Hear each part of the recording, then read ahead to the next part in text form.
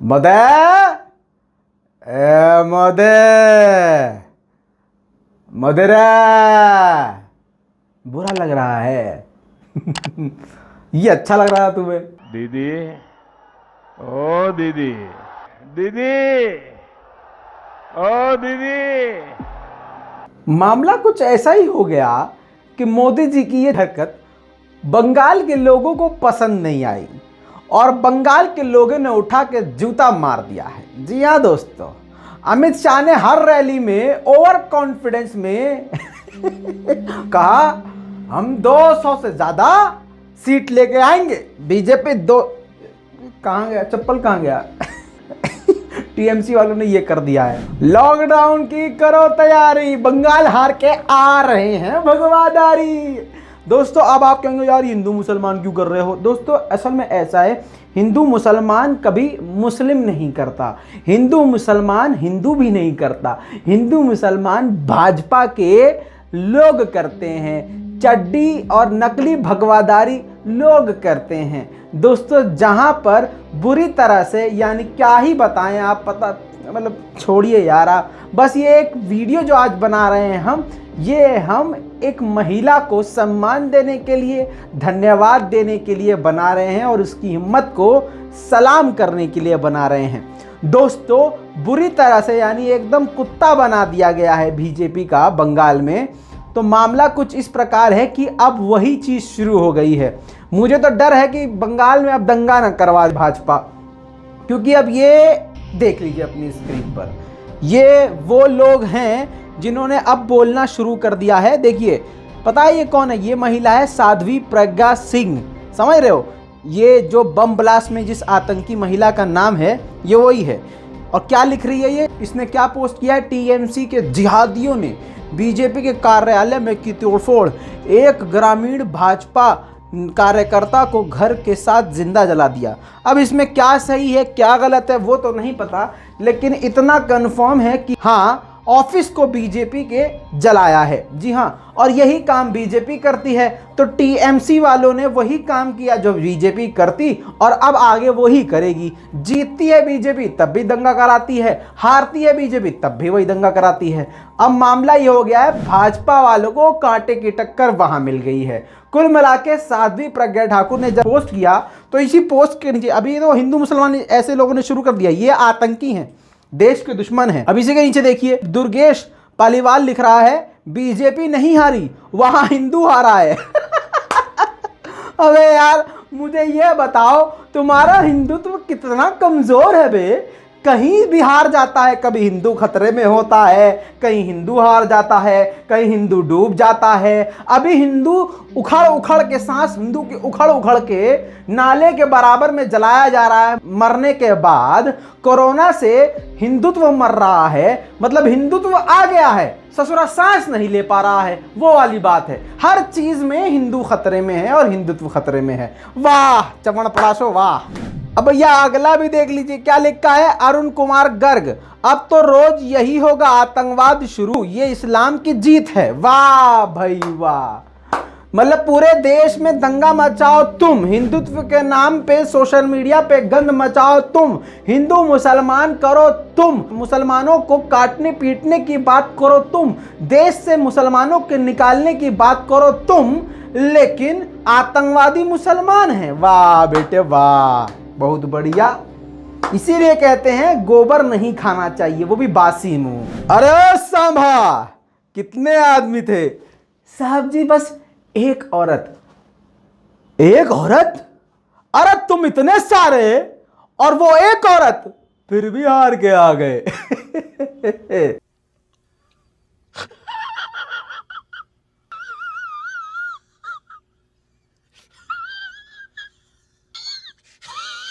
अच्छा बीजेपी ने इतना ओवर कॉन्फिडेंस दिखाया था कि लोग सच में टेंशन में आ गए थे कि ससुरा बीजेपी न जीत जाए। अब बीजेपी जब इतनी बुरी तरह से हारी है तो सोशल मीडिया पे भी लोग मजा ले रहे हैं।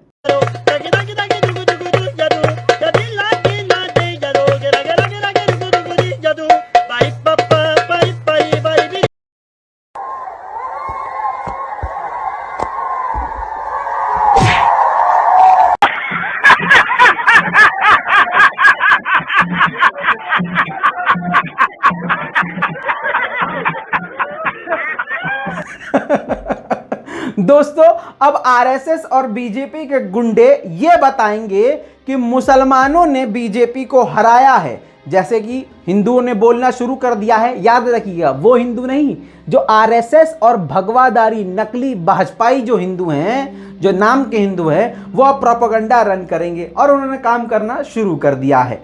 लेकिन सोशल मीडिया के जरिए दिलीप मंडल एक वेरीफाइड अकाउंट है जिन्होंने ये साफ जानकारी दी है कि जिन जिन इलाकों से बीजेपी कुत्ते की तरह हारी है उन इलाकों में 97% हिंदू लोग रहते हैं और हिंदू ही हैं सारे। पोस्ट में क्लियर बताया गया है कि 5 जिलों में सबसे ज्यादा हिंदू आबादी है। पुरुलिया, झारग्राम, बांकुरा, पूर्वी मिदनापुर और पश्चिमी मिदनापुर में बीजेपी सबसे बुरी तरह से हारी है। यहाँ 90% हिंदू हैं और कुछ सीटों पर तो 97% हिंदू हैं। अब आप समझ लीजिए, जो भी हिंदू मुस्लिम यहाँ कर रहा होगा तो जूता उतार के उसके मुंह पे मारिएगा और इस वीडियो को उसके मुंह पे चिपका दीजिएगा और प्रचंड आवाज से बोलिए भारत माता की।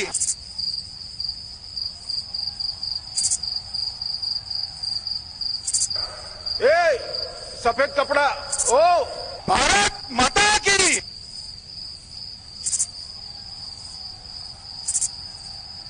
ओ ए भारत माता की। इस ओर कर दो कैमरा, कैमरा इस ओर कर दो, तुम कैमरा तुम इस ओर कर दो। ओ ए भारत माता की। दोस्तों एक महिला ने तो कमाल ही कर दिया, ममता दीदी ने कमाल ये कर दिया है कि एक तरफ आरएसएस, भाजपा, चुनाव आयोग, सीबीआई, ईडी, अजीब प्रधानमंत्री, गृह मंत्री, सारी सेंट्रल एजेंसी, सारी मीडिया एक तरफ और एक तरफ अकेली महिला।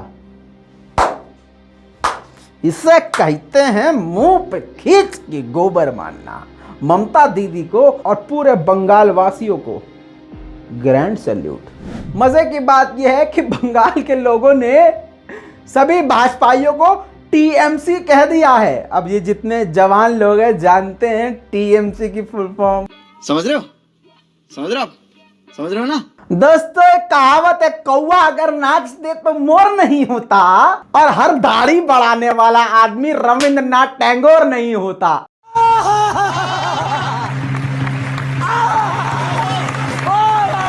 दोस्तों आपको याद होगा पुरानी फिल्मों में जब किसी इंसान की बहुत तगड़ी वाली बेइज्जती होती थी तो भैया वो अपमानित होकर मर जाता था। और एक हमारा वाला है चौकीदार, ससुरा एकदम जिल्लत वाली जिंदगी जी कैसे रहा है, समझ में नहीं आ रहा है। टीएमसी की जीत पर सभी भारतीयों का एक ही सुर में कहना है, चलो अच्छा हुआ हावड़ा ब्रिज और विक्टोरिया मेमोरियल हॉल बिकने से बच गया, धन्यवाद। दोस्तों नेशनल खिलाड़ी विजेंदर सिंह जो बॉक्सर हैं उन्होंने भी बहुत बढ़िया पोस्ट किया है। उन्होंने लिखा है, चलो भाई हावड़ा ब्रिज बिकते बिकते रह गया।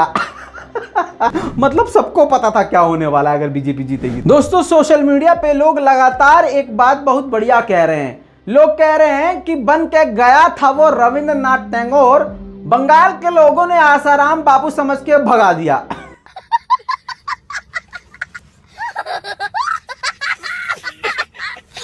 कुल मिला के बात ऐसी है, दाढ़ी कब कटेगी ये तो नहीं पता, लेकिन ससुरा नाक जरूर कट गई है। दोस्तों भाजपा की इतनी बड़ी हार में भाजपा के सताए हुए लोग खुलकर सामने आ रहे हैं। कुणाल कामरा ने भी बहुत बढ़िया तरह से मजे लिए हैं। दाढ़ी ओ दाढ़ी, दाढ़ी ओ दाढ़ी। आजकल तो आपको मेरे दाढ़ी ओ दाढ़ी बोलने से भी तकलीफ है। बंगाल का हर बच्चा आज बोलेगा दाढ़ी ओ दाढ़ी। दोस्तों जब गोदी मीडिया ने देखा कि पापा जी हार रहे हैं तो तुरंत उन्होंने अपने एनिमेशन में से, स्क्रीन में से मोदी जी की यानी अपने पिता की तस्वीर हटा लिया और वहां पर जेपी नड्डा की तस्वीर लगा दी। अरे यार जिल्लत की जिंदगी है इनकी यार। दोस्तों कोरोना के इस काल में मोदी जी यानी एक प्रधानमंत्री एक सीएम को हराने के लिए जमीन पर उतर गया, जगह जगह कोरोना काल में रैली करी, जहां चारों तरफ लाशें जल रही थी, वहां लगातार वहां रैलियां चल रही थी, उसके बावजूद ऊपर वाले की लाठी ऐसी पड़ गई है कि सारा देश हंस रहा है। और अब लगता है जनता सच में जाग चुकी है। 200 सीटों का दावा कर रही थी बीजेपी, लेकिन यह समझ में नहीं आया था कि वो 200 सीटें जो हैं टीएमसी के लिए बोल रहे थे क्योंकि 200 सीटों से ज्यादा तो टीएमसी सीटें ले गई।